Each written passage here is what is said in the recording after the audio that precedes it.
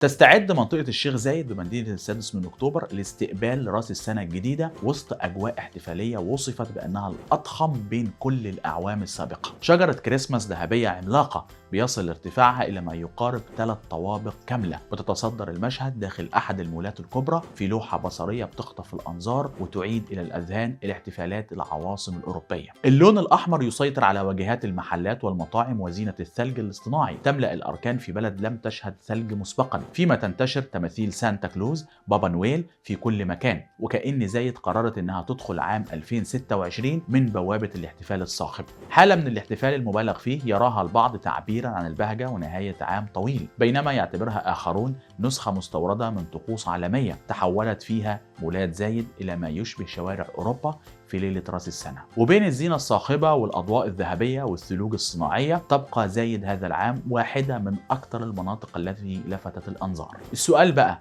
هل ده مجرد مظاهر احتفال ولا استعراض طبقي؟